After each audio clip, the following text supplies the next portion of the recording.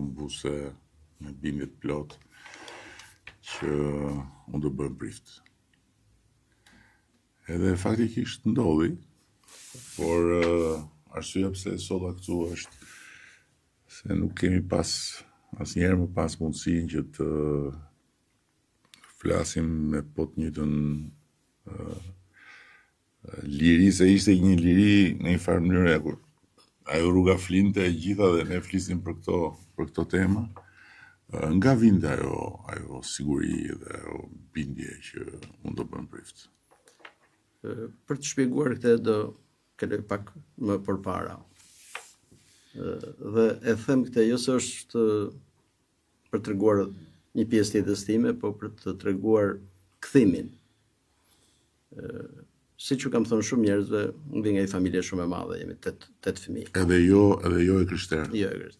Por në atë kohë nuk aplikoj asnjë lloj, nuk praktikoj asnjë lloj besimi. Nuk ishte se ne kisha një besim dhe lehet ai besim dhe merret besimi tjetër, se nganjëherë njerëzit që s'kan jetuar në atë kohë nuk e kuptojnë këtë. Konvertimin dhe nuk e kuptojnë. Nuk ishte konvertim siç. Ishte. S'ekzistonte asgjë.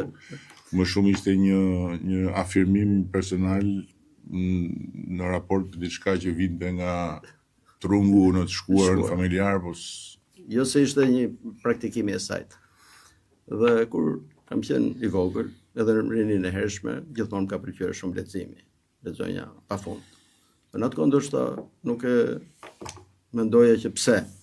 Pas shumë kohësh, ndoshta e mendoj që dhe kjo është ndodh te çdo njeri. Çdo njeri është një qenie që është në kërkim, kërkon diçka.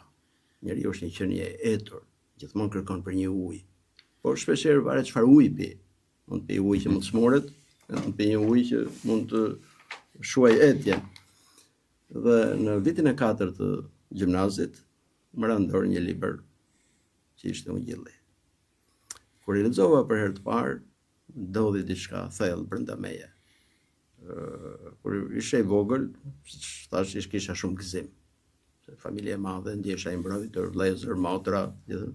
Pastaj dal nga dal gëzimi fillon pak venitet. Kur rritesh, ndodhin ndryshime të ndryshme në trup, ndodhin ndryshime në mendje, filloj interesohesh për disa libra filosofik, historik e gjitha. Jo se ishte larguar, po ishte venitur pak. Kur lexova Ungjillin, më kthye përsëri gëzimi i fëmijërisë. Madje me mendjen time thash këto fjalë që falenderova Zotin që më ktheve përsëri atë gëzimin të saj. Dhe në atë çast jeta ime ndryshoi. Jo vetëm që lexuam Ungjillin, por pata fatin të njihem edhe me njerëz që kishin aksese në libra akoma më të avancuar se ai gjëje.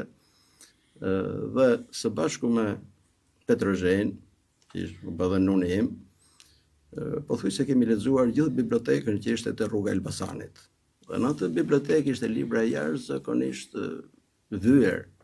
Dhe këtë e kuptuam më vonë kur dolëm jashtë, që shkuam në Itali dhe në Amerikë, kur pam që shpeshherë edhe në shkollën që shkova unë, pjesën më të madhe të atyre librave unë kisha lexuar, një herë ose 2 herë.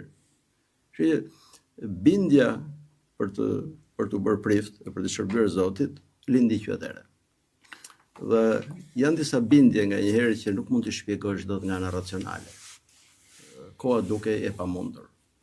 Ndoshta kjo gjëja mund dukej më e pamundur, se mund të thonë do bëhem mjek, do bëhem inxhinier, dhe mund të bëj, ose edhe s'mund të bëj, po kishte mundësi. Po në atë kohë, të bëhesh e prift ishte e pamëgjenueshme. Por një varg nga zbulesa, Apokalipsi, gjithmonë më rrinte në mendje.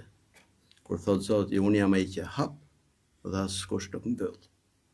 Dhe unë e pash edhe si diçka personale. Si çdo njeri kur lexon diçka, gjen diçka personale atje.